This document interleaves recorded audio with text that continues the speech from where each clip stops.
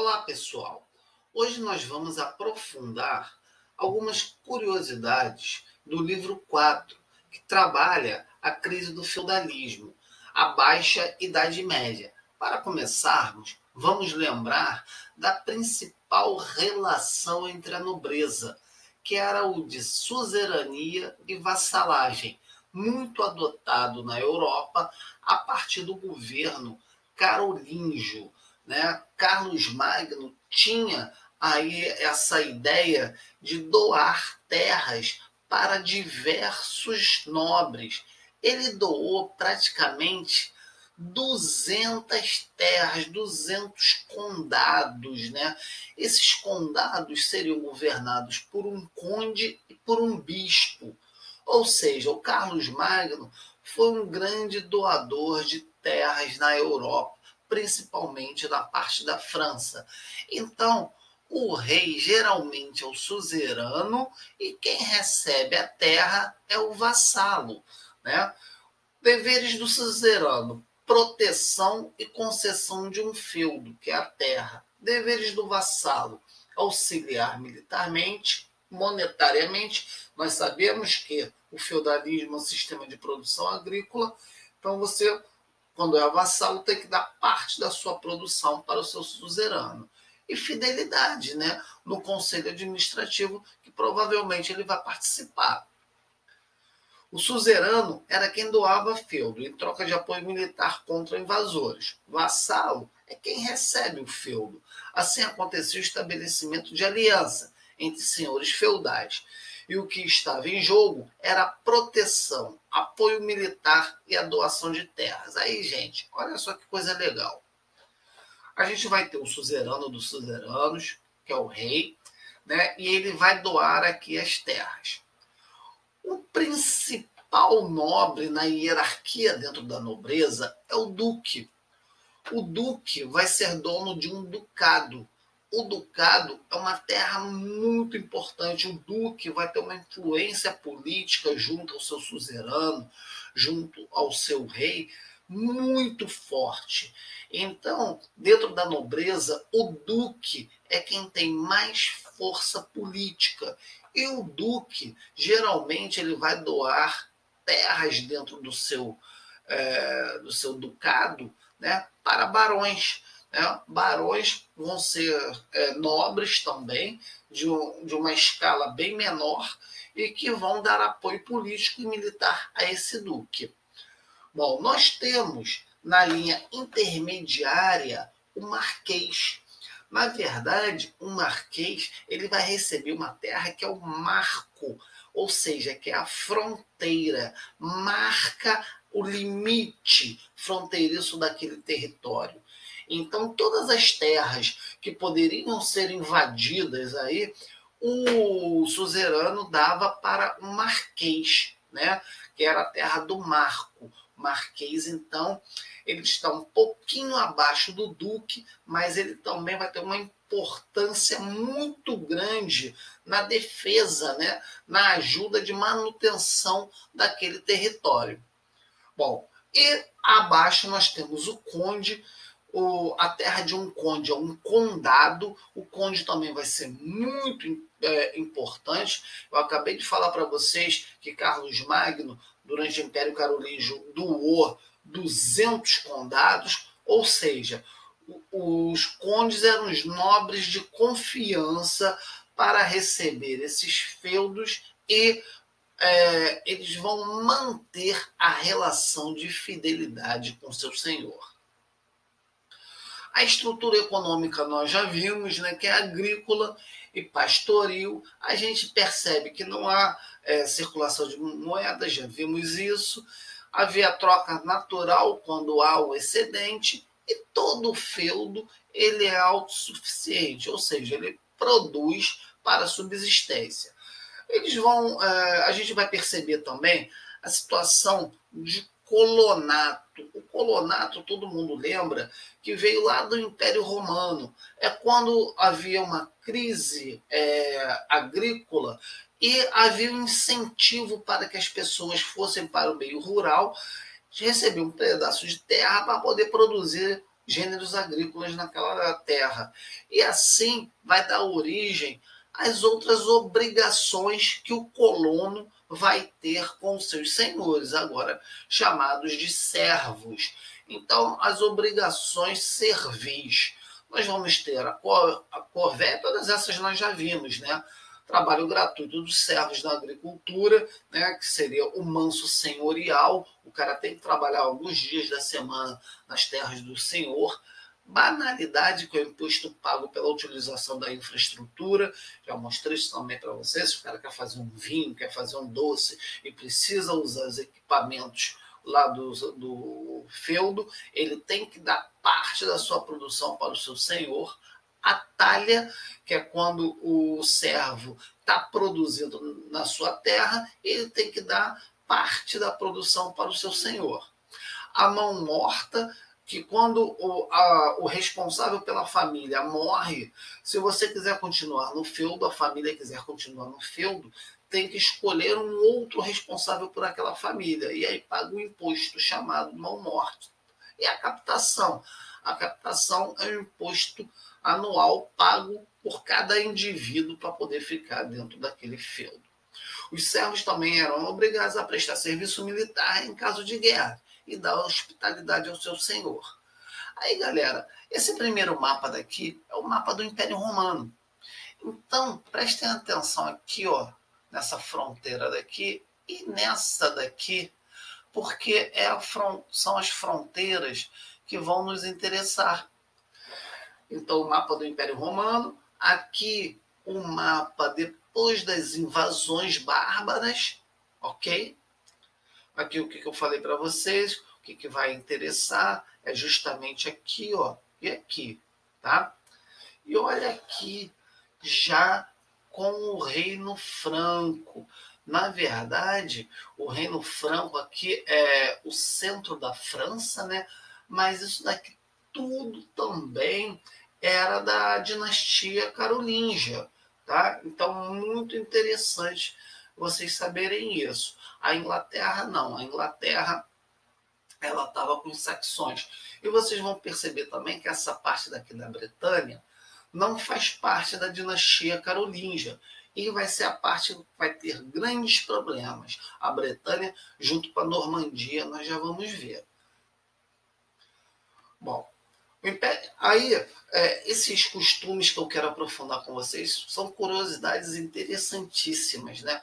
O Império Carolíngio, ele tinha o costume de dividir o território quando o rei morria entre os seus filhos. E aí aquele filho que sobressaísse, ele acabava se tornando rei. A igreja coroava ele como rei porque ele sobressaiu perante os outros. Então, sempre no Império Carolíngio isso acontecia. Isso era um problema, por quê? Porque isso poderia dividir, né, o reino. Mas o Império Carolíngio foi se perpetuando dessa maneira e dando certo, até que, com a morte de Luís o Piedoso é o filho de Carlos Magno. Luís o Piedoso, ele era muito ligado às questões da Igreja Católica.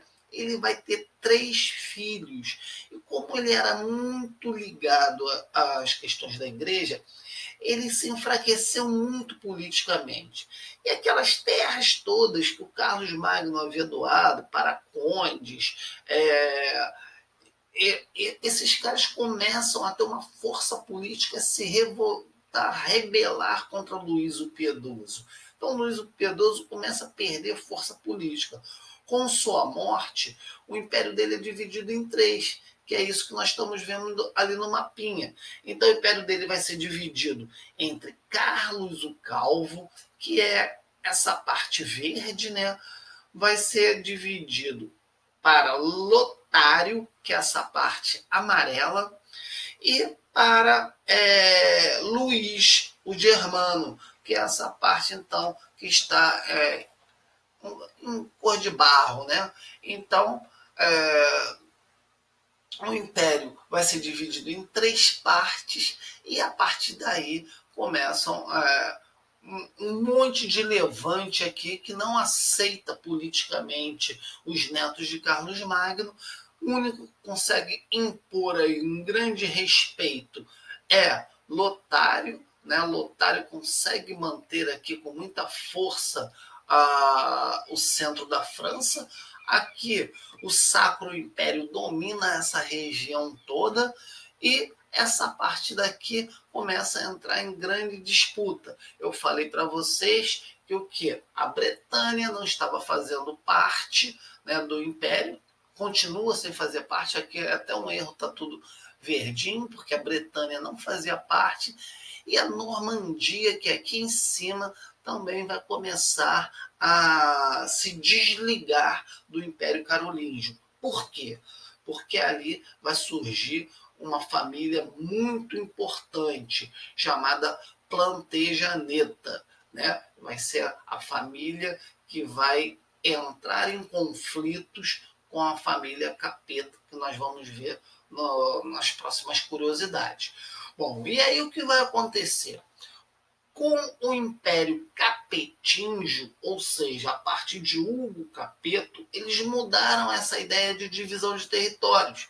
Então, o território vai ficar com primogênio, vai ser a ideia de primogenitude, ou seja, o filho mais velho vai herdar todo o território, né? Então, sempre o mais velho é que fica com tudo. Alguns faziam a coroação desse filho em vida, para que, se ele morresse em combate, em alguma batalha, o filho já estaria destinado para ser rei, educado para ser rei.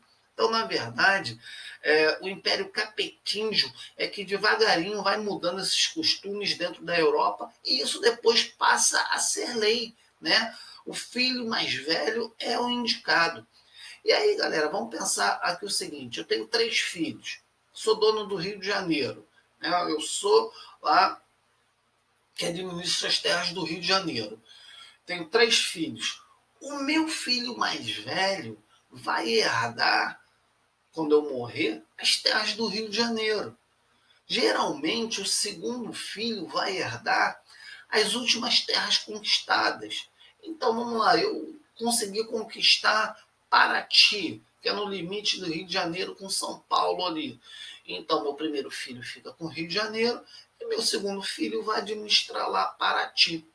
Ô Marcos, e o terceiro filho? O terceiro filho, geralmente, galera, ia para a igreja, ser um homem letrado, aprender a se encontrar com Deus, a praticar o bem, né? Então, o terceiro filho geralmente ia aprender os valores éticos e morais da Igreja Católica. E aí, durante esse período, a principal sede da Igreja Católica era a Arquidiocese de Reims.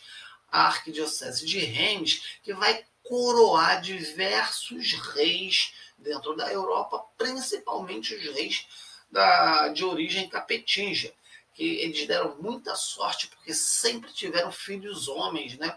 Então, a maioria dos reis capetinja, quase todos, conseguiram ter filhos homens. E aí perpetuaram essa família, essa dinastia no poder. Tá? Nós temos aí a escolástica, né, que é também uma grande demonstração de força da Igreja Católica, que vai ser um método filosófico, né, muito utilizado nas universidades da Idade Média. A escolástica a tentativa, é a união do pensamento de Platão e Aristóteles com a fé cristã. Eles buscavam fazer explicações, responder diversas questões através, né, da mistura desses pensamentos, dessas ideologias. Tá? Isso vai formar a escolástica, que era muito forte para a dominação aí da sociedade. Só um detalhe para a gente terminar aqui essa curiosidade, esse pensamento: as mulheres, gente, eram muito importantes nesse período, porque quando um pai entregava a mão da filha em casamento e um dote, né, o marido tinha que respeitar aquela mulher, não podia se separar daquela mulher. Isso era um dogma da Igreja Católica. Não havia como você se separar da esposa. E se isso acontecesse, se você batesse de frente com a Igreja Católica, você era excomungado. E aí, como é que os seus vassalos iriam te respeitar? Iriam respeitar um nobre excomungado, né? Um nobre que não respeita os costumes, os valores éticos e morais da Igreja Católica. Então, isso era muito sério nessa idade, na Idade Média. Se você, por acaso, se separasse da esposa por qualquer motivo, ela voltaria para o seu território com o dote. Então, se ela tivesse anexado um território, unido um território ao seu marido, se eles se separassem, ela voltaria com o seu território e acabava a união.